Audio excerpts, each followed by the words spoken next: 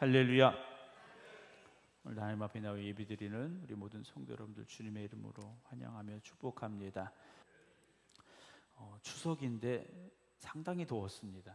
폭염 경보가 문자로 올 정도로 상당히 더웠습니다. 35도, 36도. 또다시 더위가 시작이 되나 싶을 정도로 많이 더웠는데요.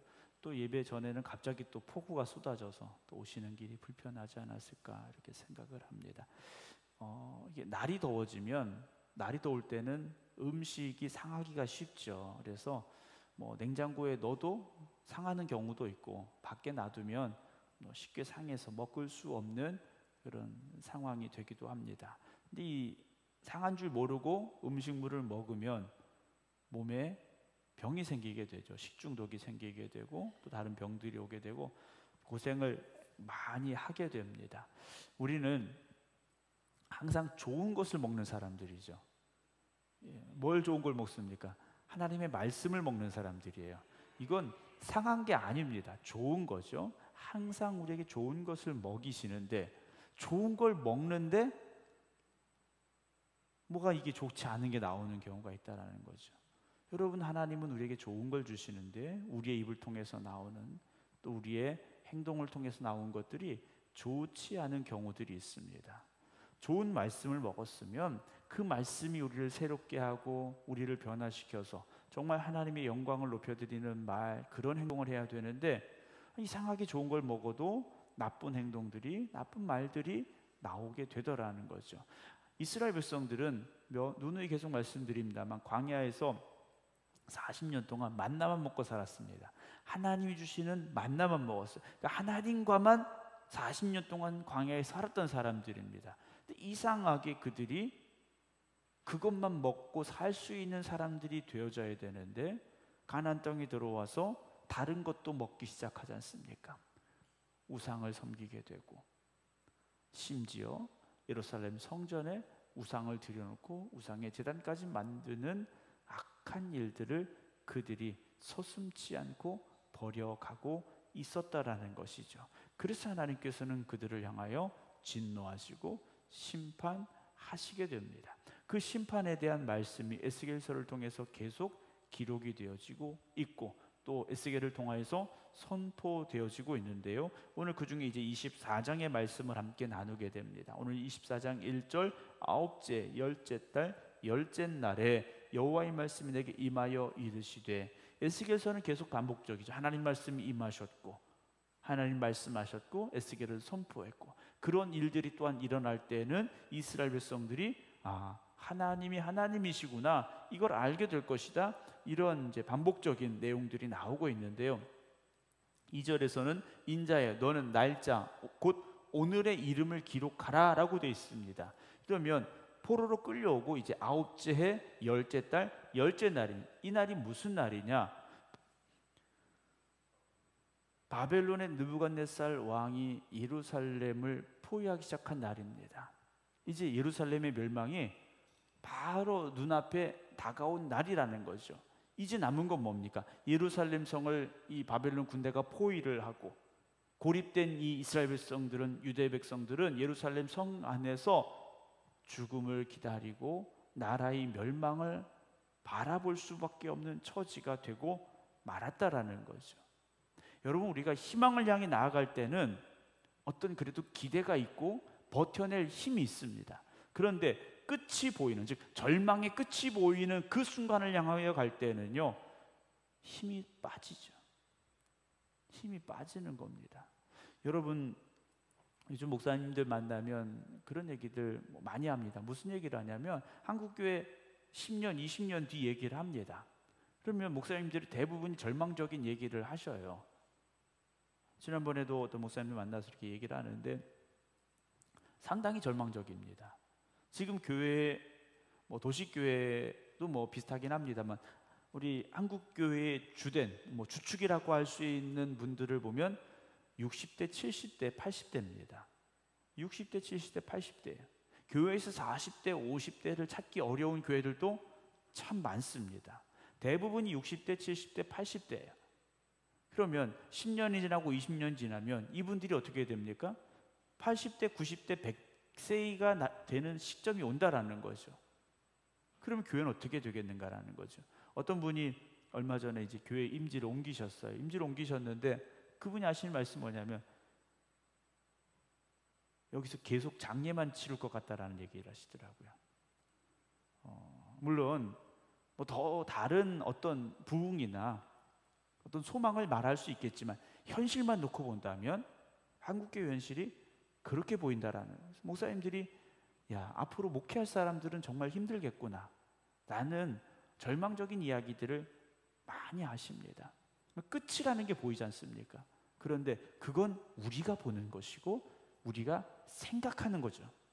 하나님의 뜻을 우리는 바라볼 수 있어야 되고 이 땅에 하나님의 나라를 이루시고 하나님의 영광을 위해 우리를 부르셨다라는 귀한 소명을 여러분 잃지 마시기 바랍니다. 우리가 그러잖아요. 안 된다 안 된다 그러면 안 돼요. 될 것도 안 됩니다. 그러나 된다고 생각하고 도전하면 되게 돼 있습니다. 여러분, 우리는 믿음의 사람이지 않습니까? 믿음의 사람들이에요. 여러분, 우리가 기도할 때 하나님 반드시 응답하시고 역사하십니다. 우리가 하나님 앞에 구하는 것 하나님이 이루어 주시고 역사하십니다. 믿음을 가지고 한번 해보자라는 거죠. 교회 부흥 안 된다 안 된다 하면 진짜 안 됩니다. 그러나 교회 부흥 된다 됩니다 고백하면 전도하게 돼 있고요. 교회가 부흥할 수밖에 없고요. 죽어가는 영혼을 구원하는 교회가 될 수 있습니다. 우리 생극교회가 안 되는 교회가 아니라 되는 교회 될 줄로 믿습니다. 예루살렘 성은 그런데 이제 어떤 상황입니까? 포로가 이제 포위가 되고 성이 포위가 되고 정말 눈앞에 바로 멸망이 보여지는 그런 상황이 되는 것이죠. 그게 바로 오늘의 이름을 기록하라 하신 바로 그 날인데요. 바벨론 왕이 오늘 예루살렘에 가까이 왔다. 이제 예루살렘 성을 포위하는 그날입니다. 3절, 너는 이 반역하는 족속에게 라고 말씀하셔요.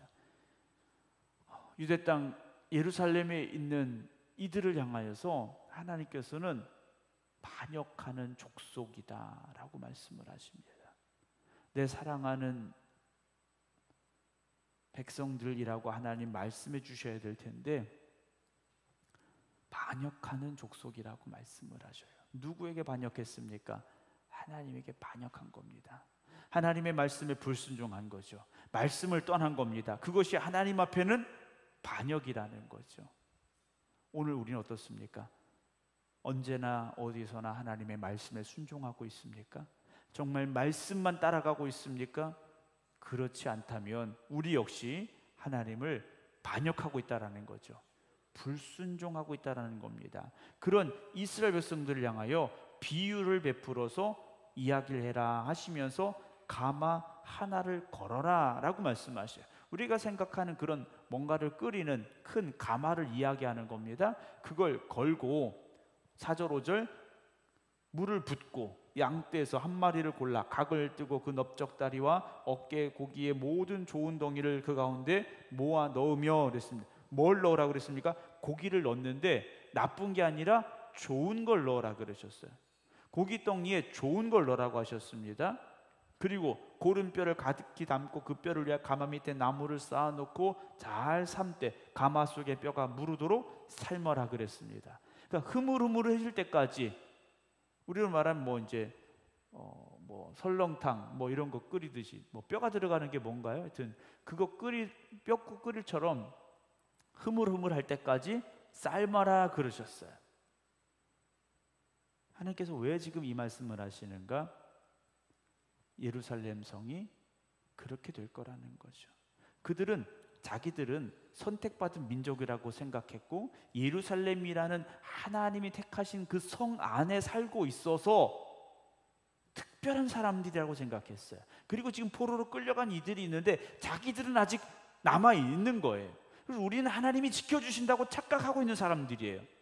그런 그들이 가마솥에 들어가는 것처럼 들어가게 될 것이다라는 거죠.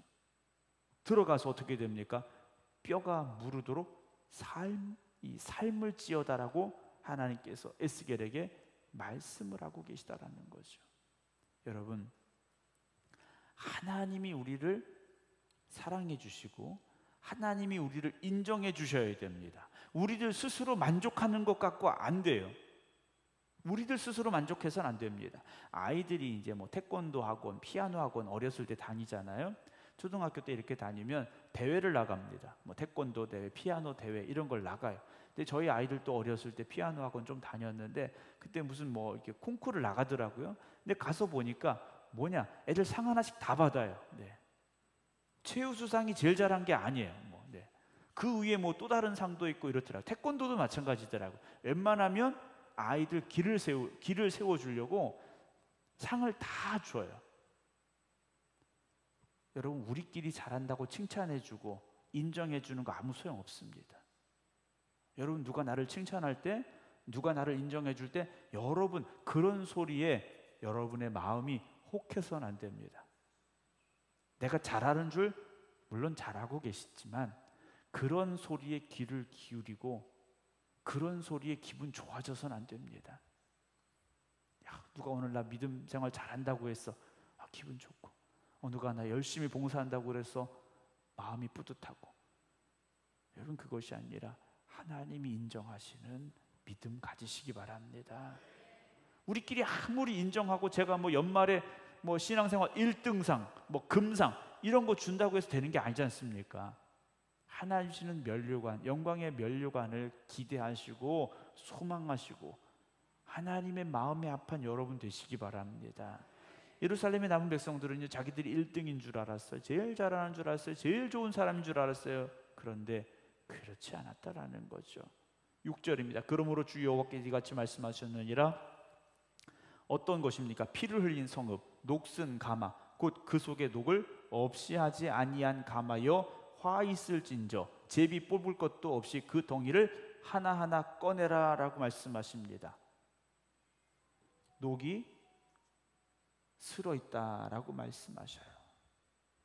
녹이 슬어 있다라고 되어 있는데 조금 다른 번역을 보면 어떻게 되어 있냐면 그 속에 들어간 고기가 좋은 고기가 아니라 어떤 고기냐? 부패한 고기라는 거죠. 부패한 고기가 들어가서 그 솥 안에서, 가마솥 안에서 끓여졌으니 그 가마솥이 어떻게 된 겁니까? 역시 부패해졌다라는 표현도 있습니다. 또 다른 의미로 본다면 하나님 앞에 온전히 드려져야 될 제물들을 삶는 이 솥이 그동안 사용하지 않아서 녹이 슬어버렸다라고도 우리는 해석해 볼 수 있다라는 거죠. 어떤 해석이든지 지금 이스라엘 백성들의 상태가 좋지 않은 것만은 분명합니다. 그들이 부패해져 있었고 그러므로 인하여 하나님 앞에 드려지는 예배가 온전하지 못한 예배였다라는 거죠. 그런 그들이 가마솥 속에 들어가서 뼈가 무르도록 삶아졌는데 제비 뽑을 필요도 없이 그 덩이를 하나하나 꺼내라 말씀하십니다. 제비를 뽑는다라는 건 공평하게 라는 의미도 있고 그리고 하나님의 뜻을 구하는 의미도 있는데 이제는 그럴 필요가 없다라는 거예요. 왜냐? 이제 이스라엘 백성들은 예루살렘 성은 하나님 앞에 특별한 존재가 아니기 때문이라는 거죠. 더 이상 하나님이 그들을 특별하게 대우해 주시지 않는다라는 겁니다. 다 꺼내라는 거죠. 7절에서는 그 피가 그 가운데 있으며 피를 땅에 쏟아 티끌이 덮이지 않게 하고 맨 바위에 두어라. 내가 그 피를 맨 바위에 두고 덮이지 아니하게 함은 분노를 나타내어 보응하려 함이다 라고 말씀하셔요. 하나님께서 분노하셨고 그대로 갚아주시겠다 말씀하고 있다는 거죠. 하나님은 뿌린 대로 거두게 하시는 하나님이십니다. 이건 분명한 진리입니다. 이게 하나님의 법칙이에요. 뿌린 대로 거두게 하시는 것. 오늘 우리는 무엇을 뿌렸고 무엇을 심었습니까? 우리의 말은 어떤 말이었고 우리의 행동은 어떤 행동이었습니까? 9절입니다. 그러므로 주 여호와께 이같이 말씀하셨느니라. 화 있을진저 피를 흘린 성읍이여 내가 또 나무 무더기를 크게 하리라. 나무를 많이 쌓고 불을 피워 그 고기를 삶아 녹이고 국물을 졸이고 그 뼈를 태우고 그 솥 안에 있는 걸 완전히 다 태워버리겠다 말씀을 하셔요. 그 가마를 비게 할 정도까지 하시고 11절에 숯불 위에 놓아 뜨겁게 하며 그 가마에 노스를 달구어서 그 속에 더러운 것을 녹게 하며 녹이 소멸되게 하겠다라고 말씀하십니다. 더럽혀진 이 가마솥을요 달궈서 녹아 없어질 정도까지 불을 뜨겁게 만드시겠다라는 거죠. 예루살렘 성이 어떻게 되겠습니까? 완전히 폐허가 될 것이다 라고 말씀하시는 거예요. 남는 것이 없다라는 거죠. 나중에 포로에서 돌아온 이들이 예루살렘 성을 돌아다니는데 어떻게 됩니까? 그 무더기가, 무너진 돌 무더기가요 앞을 가로막고 모든 것이 폐허가 되어버린 상황을 우리가 나중에 말씀을 통해서 보게 됩니다. 사랑하는 성도 여러분, 하나님이 진노하시면 끝입니다. 소돔과 고모를 향하여 하나님이 진노하셨습니다. 어떻게 됐습니까? 끝이었어요. 노아 시대 하나님이 진노하셨습니다. 어떻게 됐습니까? 끝이었다라는 거죠. 여러분, 하나님의 진노는 그렇게 우리에게 다가오지 않도록, 진노가 우리에게 임하지 않도록 여러분 하나님을 기쁘시게 해드리는 삶을 살아가시기 바랍니다. 하나님께서 얼마나 예루살렘 성을 사랑하셨고 이스라엘 백성들을 사랑하셨습니까? 그런데 그들은 그 예루살렘을요 더럽혔다라는 거죠. 성전을 더럽혔다라는 겁니다. 12절에 이 성읍이 수고함으로 스스로 피곤하나 많은 녹이 그 속에서 벗겨지지도 않고 불에서도 없어지지 않는다라고 되어 있어요. 그 죄가 지금 사라지지 않고 있다라는 거죠. 다른 번역을 보게 되면 예루살렘이 사악하였기 때문에 하나님을 곤비하게 했다라는 표현도 나옵니다. 여러분, 우리 때문에 하나님이 기뻐하셔야죠. 우리 교회 때문에 하나님이 기뻐하셔야 됩니다. 우리 때문에 하나님이 속상하시면 안 되지 않습니까? 13절입니다. 너의 더러운 것들 중에 음란이 그 하나다. 여기서 말하는 음란이 뭡니까? 온갖 우상을 섬겼던 이스라엘 백성들이라는 거죠. 하나님만 바라보아야 될 그들이 온갖 우상을 섬겼다라는 거죠. 내가 너를 깨끗하게 하나 네가 깨끗하여지지 아니하니 내가 네게 향한 분노를 풀기 전에는 네 더러움이 다시 깨끗하여지지 않을 것이다 하시죠. 14절 나 여호와가 말하였은즉 그 일이 이루어질지라 내가 돌이키지도 아니하고 아끼지도 아니하고 뉘우치지도 아니하고 행하리니 그들이 네 모든 행위대로 너를 재판하리라. 이 재판을 누가 하느냐? 바벨론 군대가 할 거라는 겁니다. 하나님의 진노하심을 바벨론 군대가 행할 것이라는 거죠. 처절한 죽음이, 처절한 멸망의 상황이 예루살렘에 펼쳐지게 될 것이다라는 거죠. 15절 여호와의 말씀이 또 내게 임하여 이르시되 인자야 내가 네 눈에 기뻐하는 것을 한 번 쳐서 빼앗으리니 너는 슬퍼하거나 울거나 눈물을 흘리지 말고 죽은 자들을 위해 슬퍼하지도 말고 조용히 탄식하며 수건으로 머리를 동이고 발에 신을 신고 입술을 가리지 말고 사람이 주상집에서 먹는 음식물을 먹지 말라라고 말씀하셔요. 하나님께서 갑자기 에스겔에게 내가 한 번 쳐서 네가 기뻐하는 그것을 뺏겠다고 말씀하십니다. 그러면서 무슨 일이 일어나느냐? 18절 내가 아침에 백성에게 말했 하나님이 나에게 그런 말씀하셨는데 아침에 말했는데 저녁에 내 아내가 어떻게 됩니까? 죽었다라는 거죠. 포로로 끌려고 5년의 세월을 함께했던 아내입니다. 정말 힘들고 어려운 시기에게 서로를 의지했을 것이고 힘이 되어줬을 아내를 하나님께서 하루아침에 데려가시는 거예요. 하나님 어떻게 그러실 수 있을까? 하나님 왜 그러셨을까? 우리는 이해되지 않습니다. 그런데 하나님께서 이스라엘 백성들에게 말씀하시기 위하여 에스겔의 아내를 하루아침에 데려가시죠. 그래서 백성들이 묻습니다. 19절 네가 행하는 이 일이 우리와 무슨 상관이 있느냐 그래요. 아내가 죽었는데 에스겔이요 아내가 죽었는데 보통 장례를 치르는 사람처럼 하지 않더라는 거예요.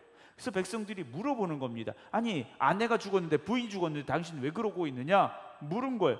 그래서 에스겔이 하나님이 하신 말씀을 그들에게 전하게 되는데요. 21절에 너는 이스라엘 족속에게 이르기를 주 여호와의 말씀에 내 성소는 너희 세력의 영광이요 너희 눈의 기쁨이요 너희 마음의 아낌이 되거니와 내가 더럽힐 것이며 너의 버려둔 자녀를 칼에 엎드러지게 할지라. 포로로 끌려오면서 예루살렘에 자녀들을 남겨놓고 온 사람들도 있었습니다. 자신의 집을 남겨두었고 재산을 남겨두었고, 그런데 하나님께서 그것을 어떻게 하시는 겁니까? 다 칼에 엎드러지게 하고 다 빼앗기게 할 것임을 말씀해 주고 계시다라는 거죠. 23절 보면요, 수건으로 머리를 동인 채 발에 신은 채로 두고 슬퍼하지도 아니하며 울지도 아니하되 죄악 중에 패망하여 피차 바라보고 탄식하리라. 지금 이들은 포로로 끌려왔습니다. 실시간으로 소식을 들을 수 없어요. 이미 다 상황 끝나고 난 뒤에 몇 달이 지나서 이 소식을 듣게 될 거죠. 자기의 자녀들이 죽고 예루살렘 성이 불타고 성전이 파괴되고, 이 소식을요 이들이 나중에 듣게 됩니다. 그리고 나서 이 소식을 들을 때 24절 마지막에 이 일이 이루어지면 내가 주 여호와인 줄 너희가 알리라 라고 말씀하십니다. 너희가 그때서야 하나님이 하나님이시구나, 이걸 알게 될 거라는 거죠. 25절입니다. 인자야, 내가 그 힘과 즐거워하는 영광과 그 눈이 기뻐하는 것과 그 마음이 간절하게 생각하는 자녀를 데려가는 날, 예루살렘 성이 멸망하는 그날입니다. 곧 그날에 도피한 자가 내게 나와서, 성이 멸망한 그 순간 그 성에서 가까스로 도망한 자들이 와서 에스겔에게 그 일을 들려줄 것이다라는 거죠. 27절 그날에 네 입이 열려서 도피한 자에게 말하고 다시는 잠잠하지 아니하리라. 이같이 너는 그들에게 표징이 되고 그들은 내가 여호와인 줄 알리라. 에스겔 3장에서 하나님께서 에스겔의 입을 닫으셨는데 이제는 다시 선포하게 하실 것이다 라는 말씀을 하고 계십니다. 사랑하는 성도 여러분, 다 끝난 다음에는 아무 소용이 없습니다. 그렇죠? 우리가 흔히 말하지 않습니까? 버스 지나간 다음에 손들면 소용없습니다. 오늘이라는 시간은 하나님께서 우리에게 주신 인생에 있어서 가장 중요한 날이라는 걸 여러분 잊지 마시기 바랍니다. 내일은 없습니다. 내일은 없는 거예요. 오늘을 우리 인생의 마지막 날이라 생각하시고 살아가셔야 돼요. 매일 매 순간을 그렇게 한번 살아가 보시기 바랍니다. 그러면 우리의 인생은 후회할 일이 없습니다. 어제 내가 왜 그랬을까? 여러분 후회할 일이 없겠죠. 사랑하는 성도 여러분, 오늘도 하나님은 우리에게 말씀하십니다. 우리에게 하나님의 기쁨이 되라고 말씀하십니다. 오직 하나님의 영광을 위하여 살라고 말씀하십니다. 그런데도 우리는 착각할 때가 있습니다. 이만큼 하면 잘하는 것으로, 그래도 누구보다는 잘하고 있는 것으로 생각할 때가 있습니다. 그러나 그런 교만함은 예루살렘에도 똑같이 있었다라는 거죠. 오늘 우리가 그런 영적인 교만함을 내려놓고 다시 하나님 앞에 겸손함으로 엎드려서 하나님의 뜻에 합당하게 하나님이 기뻐하시는 일에 더욱 힘쓰겠습니다 결단하는 우리 모두가 되기를 주님의 이름으로 축원합니다. 기도하겠습니다.